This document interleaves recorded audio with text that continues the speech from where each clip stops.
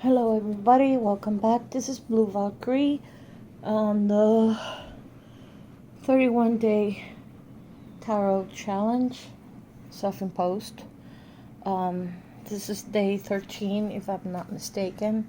Today I am showing you the One World Tarot by Crystal Love and Michael Hobbs, and Tarot Theory and Practice by Lee DeAngelis. And this book features in some pictures the Lowland tarot, which has very beautiful pictures. This one that you see here, the horned one, it's what would be considered the devil card, and I will show you later. Yes, it's a very beautiful, very colorful, very Celtic paganish sort of book, and I'll discuss it later. I'll be discussing more the book, I think, because I like the approach of the book. It is both for beginners and for people who have used them for years, like myself. You will see the approach that this book has. It's very unique. But first, this tarot is has the very new age feel to it. With it, of course, comes the booklet, and the booklet is just a typical booklet. Tells you what the cards are. Basically, it's just that. It does give reversed meanings, which you already know by now how I feel about them. I don't want to keep dwelling on that subject, and I am sorry if you guys don't hear me that I am my usual self. It's just I'm very tired. I've been doing a lot of house chores, and tomorrow I work, so I'm dreading doing the chores, but I had to do them nonetheless. Anyway, the two usual cards. The first one is the introduction with who is it by. This is the back of the cards, as you see here. They're very, very beautiful, the spheres and everything. And as you can see, let me give you a close-up. It's very, very beautiful. It's simple yet very, very meaningful, at least to me it is. Anyway, if I had my witchy room back, I think I would have something of the sort painted on one of the walls, or I don't know, poster or something. I don't know. Anyway, it tells you about the tarot. It's kind of like a warning, because it is true. Unusual and deeply beautiful, the One World Tarot deck incorporates modern design and esoteric symbolism as it celebrates the coming of the new age. Enjoy. And yes, its art is very new agey. Now, I have to tell you guys, this is not a tarot deck for everybody, okay? I met someone whom I'm very fond of, and that I love her, even though I don't have much contact with her. That she said this was her tarot, and that it was very similar. I mean, that she clicked with it, and to this day I don't understand why, but that's the thing. I don't have to understand it, because the tarot is for the person who has it, not for me. Right away you can see the Fool, the Magician. It has astrological components as well. The High Priestess.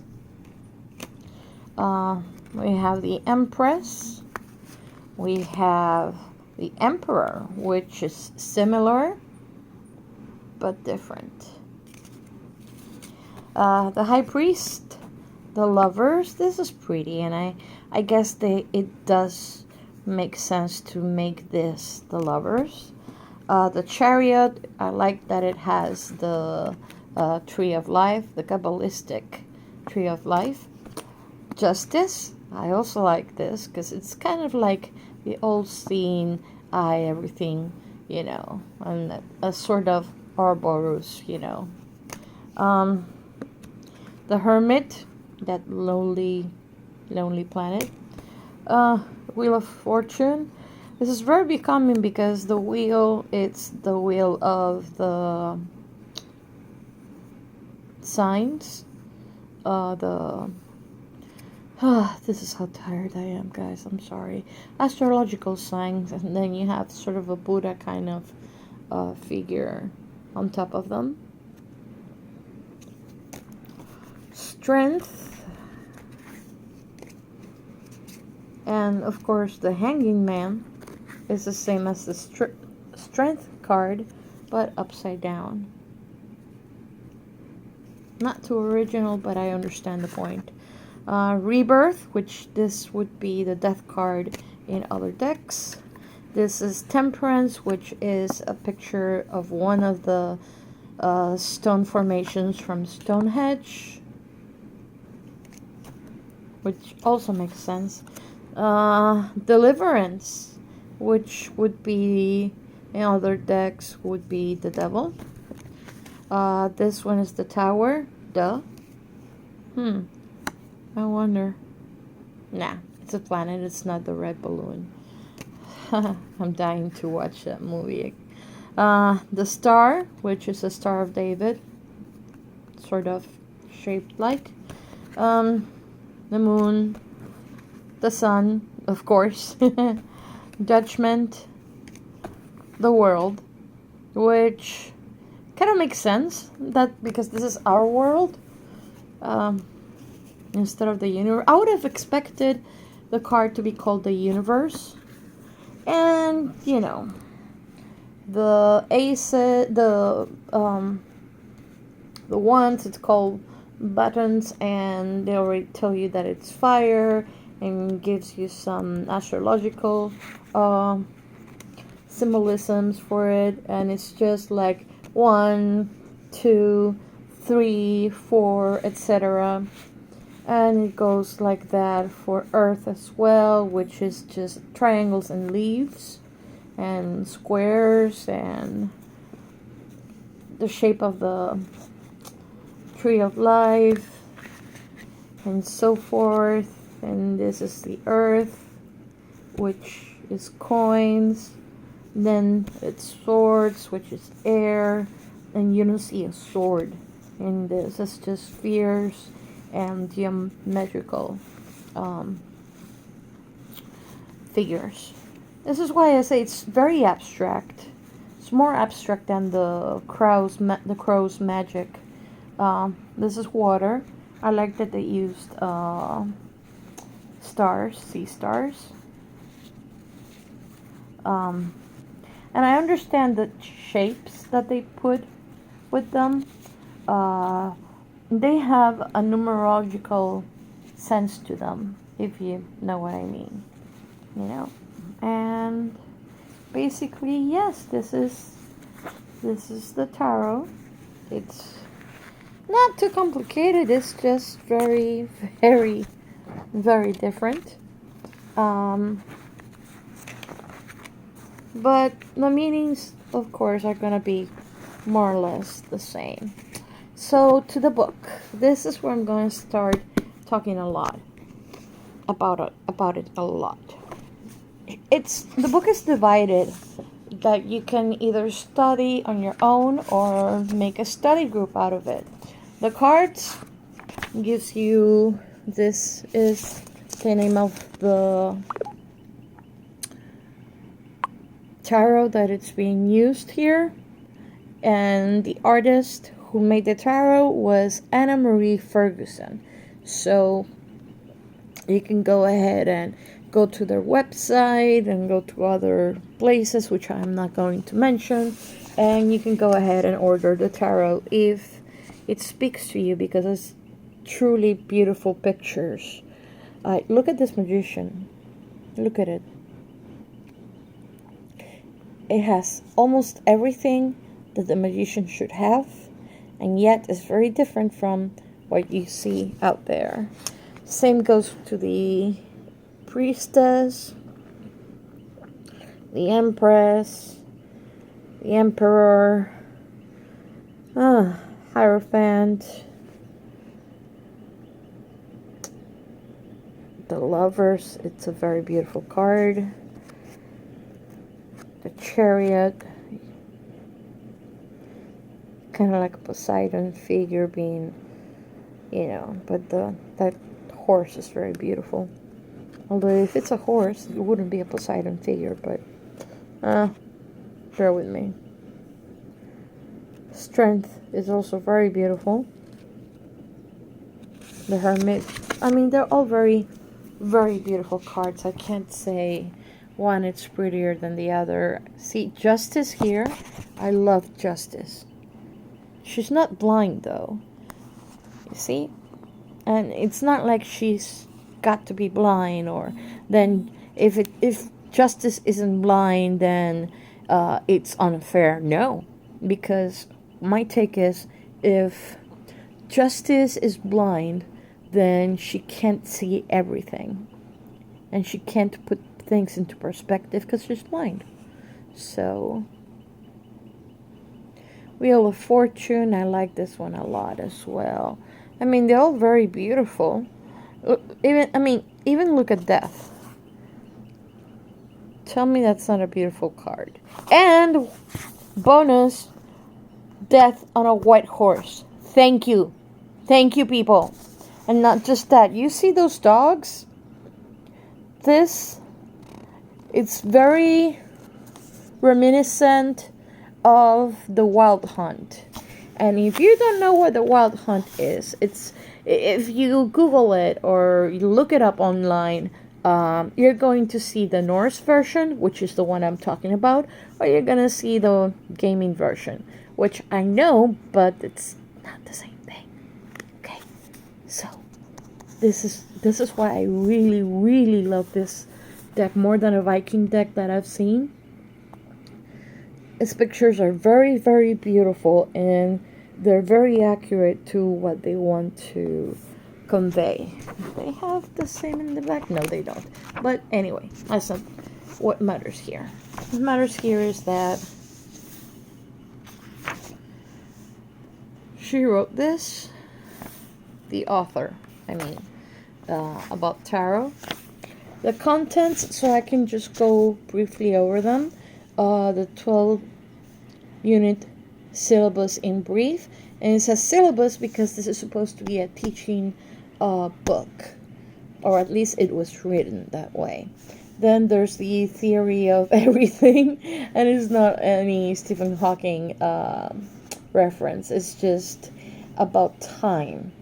It's very, very, very interesting how she puts into perspective what the cards would say and what our perspective of time is and what time really is. Is it time? Is it just something we're, without any measure? It's really, really, really good. And what tarot is and what it isn't. There's the minimalist history, the practice of the personal energetic feel and body language. These are very important things. Let me just jump quickly to page 21.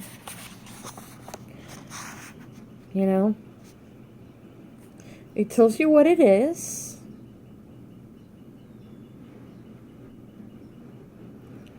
It doesn't say anything about that Egyptian bullshit. Pardon my French. You see, gives you advice as a tool. It's not just a tool of comfort, advice, past life analysis, or spiritual, emotional, psychological analysis. It will only ever tell the client what they will experience or know, and so forth. And yes, she's telling you, she's giving you this a lot of information, and teaching you from the perspective that you could be using this as, you know, having clients that you read for as a professional, which is another approach that I like. She accounts here, gives the accounts of her experience with this angel. Very cool experience, actually. This is one of the many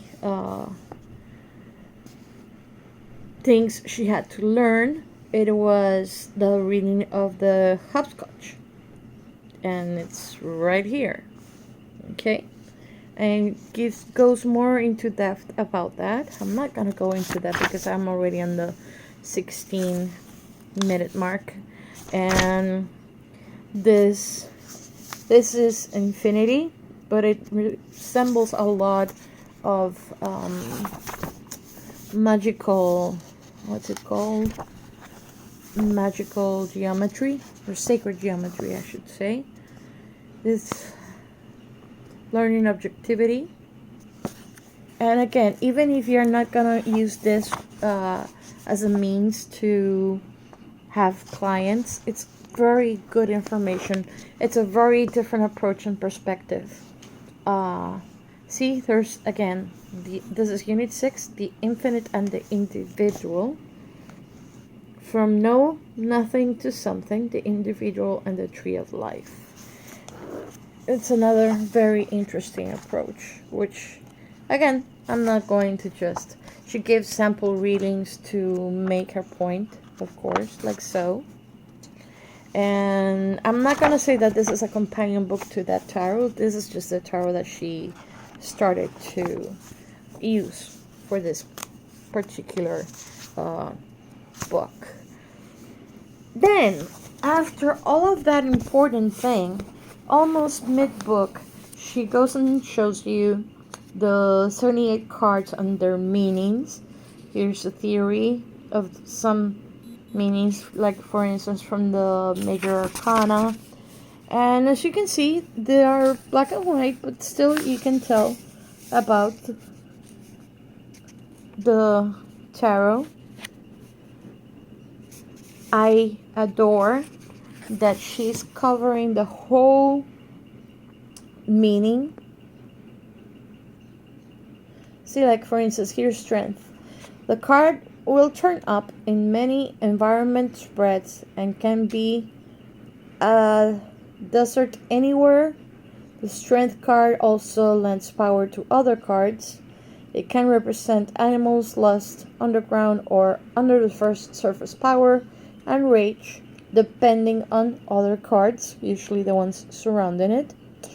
When representing the person, this card ensures good health, physical prowess, and it will describe many physical activities and attributes. So basically, oh, what's that? No reversed meaning. I wonder why. So these are the minor arcana, and it's the same thing. And it teaches you again about them, which is very cool. Again, the art, it's a pity that's black and white because the art is just so amazing. The next part, I think, is practice your craft. Practice. You know how musicians are always so good at what they do, or most of them, and it's because of practicing. Practice. Read tarot to your friends for free. Read tarot to your mom, to your dad, to your cat, to your dog. I don't care who you read the tarot to. Read it. Practice. Because otherwise you're never going to be able to bond nor understand it. So you're gonna need that. Okay, the first 9 months, she's talking about the preparation you will have based on the syllabus system that she's presented here. the things that you will find, the things that you should do in your daily training. When you arrive home, open the deck and throw away the extraneous cards that always accompany this purchase, and while you're at it, discard the booklet. That means if you were to buy this, I would keep them as bookmarks. There would be very nice bookmarks, and or you can use this as art, make a collage of the different, if you're gonna buy more than one tarot card, make a collage of these, if this one, for instance, this one has this little sort of it's not really a poem, but if it were a poem, I would keep it, like the one in the Crow's Magic that had a little poem. That one I would keep that way. And then the other one, which is usually like this, the one where I don't need this. So this one definitely would be part of the collage, and I would make a very beautiful sort of piece of art that will be relevant to something that I like. And I will not be throwing away stuff, because I don't know if you guys are going to recycle or not. This, I just keep them in a little file, because when I was doing a comparison study between every tarot deck that I had, or at least 10 tarot decks, and everybody who owns more than 3 tarot decks that are different should do this. Take the booklet and just check out to see if the booklet's meaning, if the meaning that it's written for that tarot deck is the same. You will find that it doesn't matter, it's going to end up being the same. And there's a particular priest from a local coven whose name will be not mentioned on purpose. It's not like he's going to watch this, but I wouldn't like to mention it.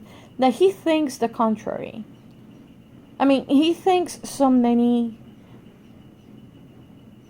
believes many things that are wrong, and then he has to,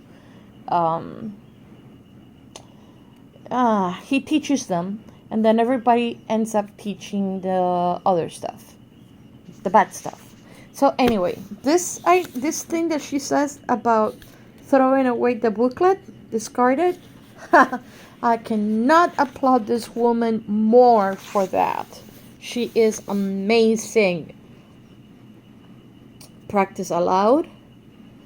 You can make YouTube videos. It doesn't matter if you only have one viewer, if you have no followers, because this exercise is not going to be for anyone.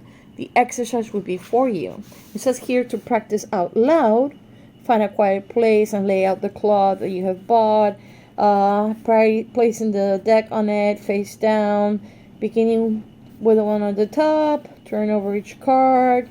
And by the notes of the visuals only. Saying as many as you can the key meanings out loud. This is very important as it establishes the habit of verbal interaction with the tarot. Do this for the entire pack and repeat this a couple of more times the first day. The good thing also about recording it, even if you're not going to post it on YouTube, is that it gives you practice. That one day you can go back and see yourself how you started with all this process.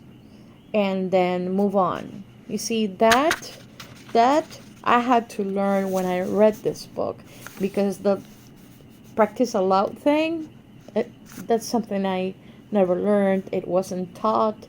It wasn't just mentioned anywhere. And yes, it tells you the willing allies, how you practice, and when you ask friends, like I said, for them to get their help from you. I mean, you get help from them. you know, sort of guinea pigs kind of thing. Here are the spreads. First is the theory of the spreads. It's going to tell you about 4 spreads and the 8 spreads used in consultation, which are some of them here and others that you haven't seen. And it's because remember that each consultation that you do to someone, it's going to be different. You can't, the same way everyone is different, you can't use the same approach for everyone, and not everyone has the same necessity to use a certain spread. Someone might need something quick. Well, you use a 3-card spread or a 5-card spread. If someone wants to go into a deeper but more general meaning, you use a spread that has more cards in it or has another thing. Right? Like there's the Destiny. That's the Tree of Life branch made from using only the major arcana. You know, if they have a specific question, like I said, 3 and 5. The other people in specific events, the Tree of Life, the Warning, which is the same layout as the other people in specific events, but with this intent. That's another thing. It doesn't matter as much how many spreads you know. You find the ones that you're most comfortable with, you stick to them, and you let your intuition guide you. It's always good to know the theory, but the practice, it's entirely up to you. You follow the practice here in the theory, and then you customize it to your own. So this is the Celtic cross, that it's a little bit different from the Celtic cross that I usually use, but it's very fun, I would say. See, because you're going to see the pack taken from the top deck is always the future, the one from the center is always the present, and the pack on the bottom is always the past. You will need to watch carefully how the deck is cut, because people have many ways of doing so, and it's up to you to be vigilant. And once become the significator, if you represent the person and so forth. You already know what I think about the significator, but yeah, it's only telling you if a person is a Leo, then he's a fire sign, and the Queen of Wands becomes the significator.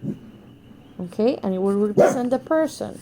I do not see it that way, and I've already said why, but this is just another approach. I'm not saying she's wrong, I'm not saying don't do this, I'm just saying it's different.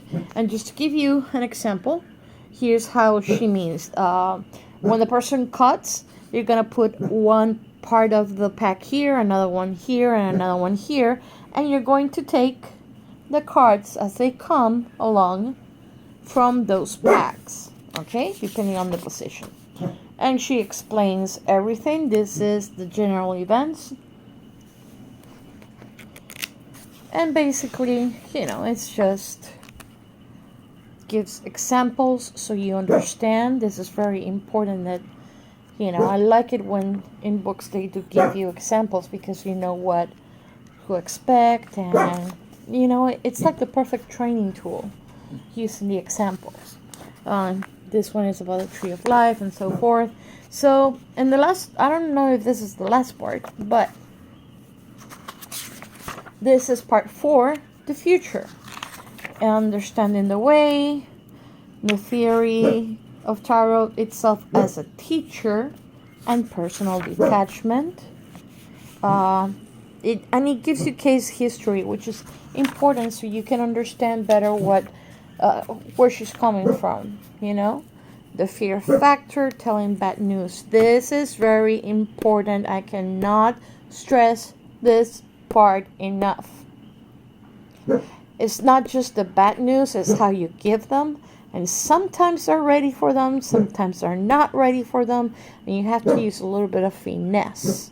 So it's very important, that part.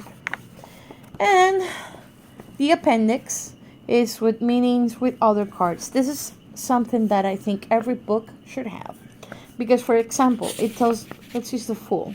With a court card or the Hermit, it tells you a person who will randomly and inadvertently teach the client something of importance or trigger something of importance. But when the Fool is also in this position, the client doesn't know the person yet. And it tells you the Magician, if a significator court card, tells you what it is, and so forth. The Hermit, let me see up to when. The Tower, I think it's only with the... No, it's not just with the Major Arcana. Let me... Yeah, see? It tells you also in the Minor Arcana. And it tells you something... Here in the back, there's a noted bibliography. It's very important because she's telling you where and she's telling you why. Okay, there's listen to this. J.R. Saul on Equilibrium from Penguin Books. Saul identifies 6 qualities that give humans the ability to act responsibly, which are common sense, ethics, imagination, intuition, memory, and reason. He also suggests that people have the ability to shape events rather than be shaped by them. I disagree somewhat because, on the last part, because things have happened to me that were beyond my control. Like, let's just speak generally, but do you think someone has actual control over being raped or being molested? No. There are things, or if you are in a car accident and it wasn't your fault, there was nothing you could control about the situation. So, no, I don't believe in that. And that about the 6 qualities, let's just say common sense, it's something that it's very different from person to person. Everybody thinks they have common sense. Sometimes they do, sometimes they don't. And sometimes their common sense is clouded by something else. And they have no common sense at all. Ethics, everybody has a different version of what ethics should be. Everyone has imagination, intuition, some more than others. Memory is okay. And reason I would equate with the common sense because not everybody reasons the same way. Okay? Anyway, so this is the book. I hope you enjoyed it. I think this is probably one of the longest videos I've done in the tarot series, but I hope that you like it, and I'll talk to you guys tomorrow for the next tarot, which I am not going to tell you because it's a surprise. A surprise. Yes, a surprise. Anyway, I'm sorry. I'm sorry you put up with me. I am exhausted. And I'm just trying to be mildly funny. And I know it's just like so lame-o the way it's coming out. But anyway, I actually think the world of you guys. Thank you so much for watching and putting up with my cheese. Take lots of good care. And until then, I'll see you tomorrow. Bye-bye.